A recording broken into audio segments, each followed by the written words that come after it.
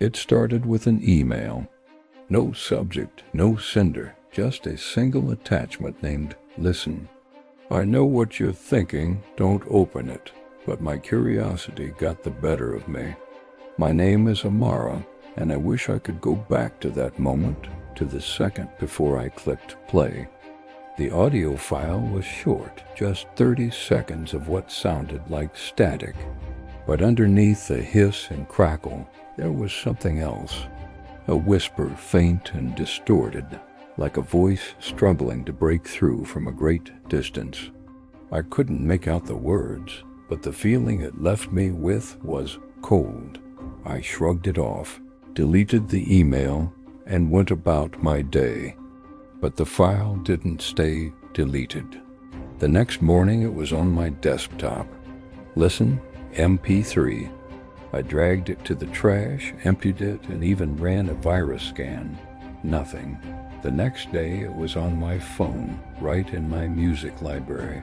I didn't put it there. The same 30 seconds of static, the same unsettling whisper, but this time it felt a little closer, a little clearer. That's when things got strange. My smart speaker would randomly activate, playing the file. My car's Bluetooth would connect and start playing it on a loop. The whisper was evolving. It was forming words I almost recognized, fragments of my own name. Amara. The sound wasn't just in my speakers anymore. It was in the hum of the refrigerator, the rush of the shower, the wind outside my window. I started unplugging everything. I lived in silence, but the silence was worse, because now the whisper was in my head. It was no longer a faint sound from a distance. It was right there, in my ear, a constant, chilling presence.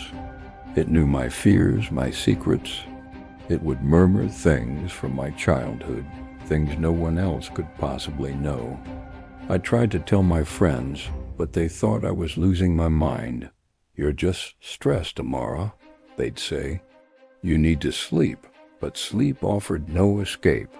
My dreams were filled with static, and the whisper was the narrator of my nightmares. Last night I smashed my phone. I threw my laptop against the wall. I sit now in the dark and the silence, but it's still here. The whisper is clear now. It's not just my name it's saying. It's a single, simple sentence over and over again. It says, "Now you listen to me. The screen you're watching this on. Is it on? Can you hear the static? Be careful what you click. Be very, very careful what you listen to. Thanks for watching. Subscribe if you dare.